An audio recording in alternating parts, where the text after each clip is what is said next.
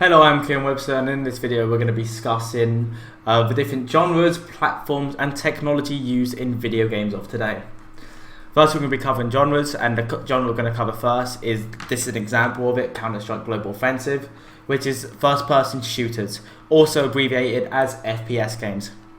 These are very common and very popular kind of games that are currently out, and it's mainly based around the user in a first-person perspective where you're looking through the character, looking down the gun, and aiming at yourself.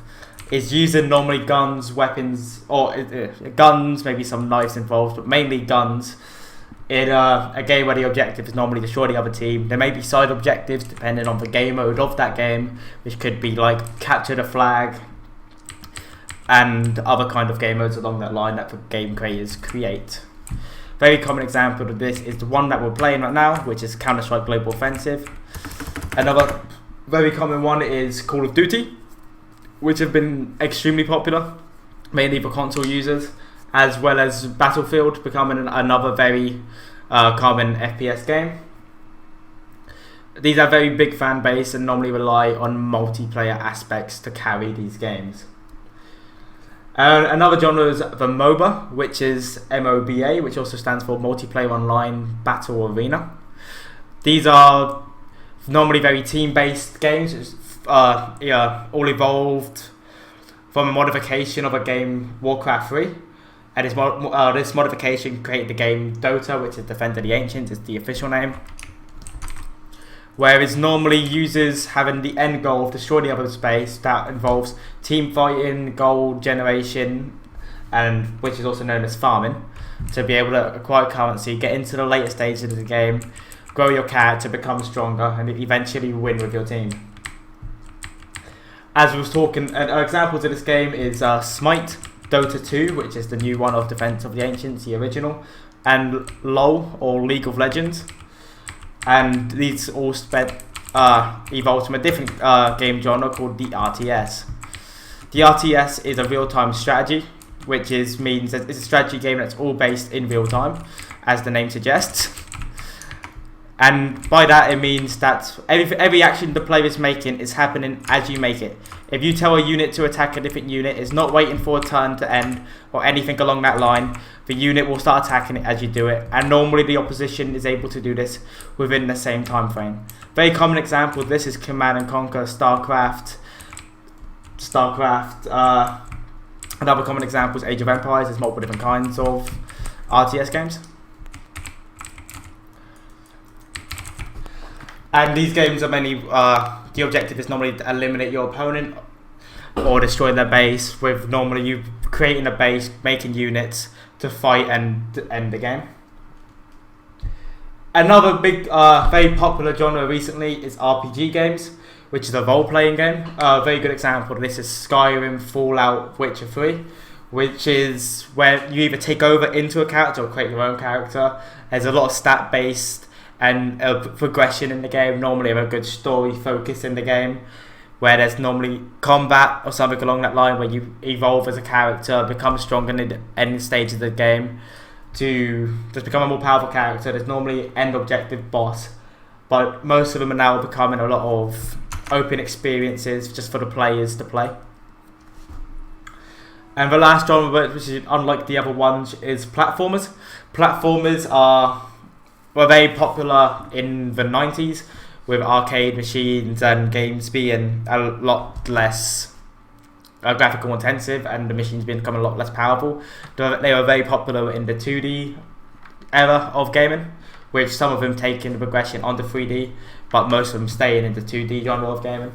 Very common examples of these, or very popular and common example of these, is Mario and Sonic, which were the biggest rivals.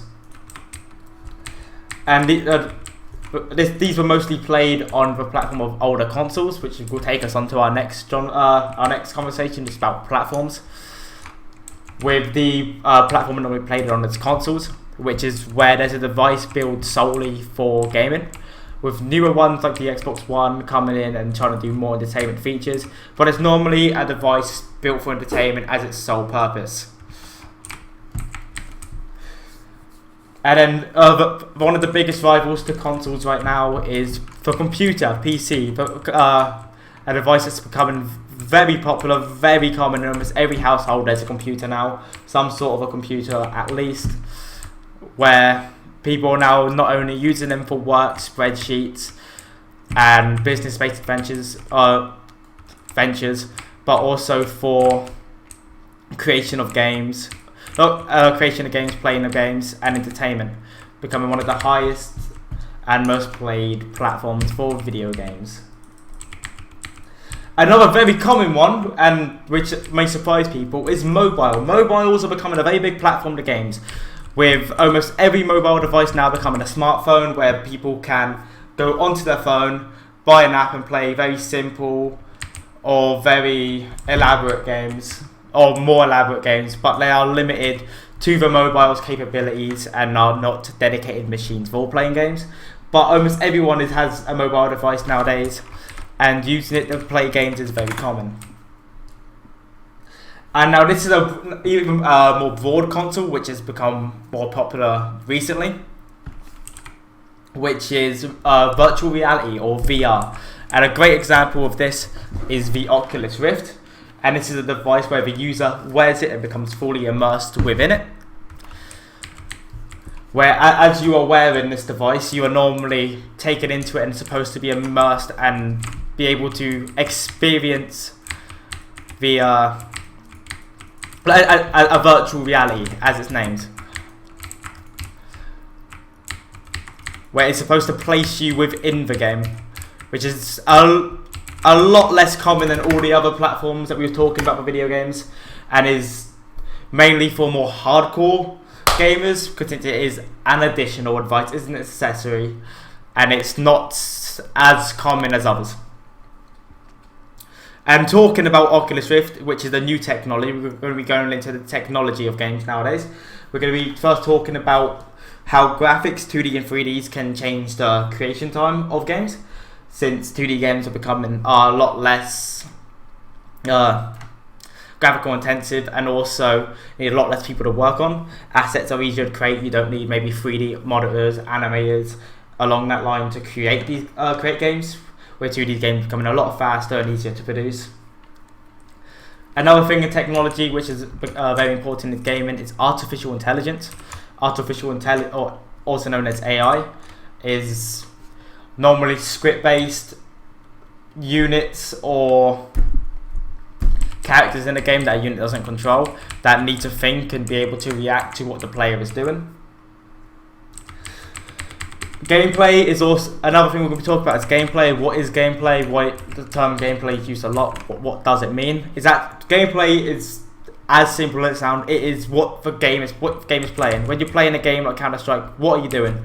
I'm walking around using a gun, eliminating the other team. That's what gameplay is. It is what the game is, and what is the content of inside of that game.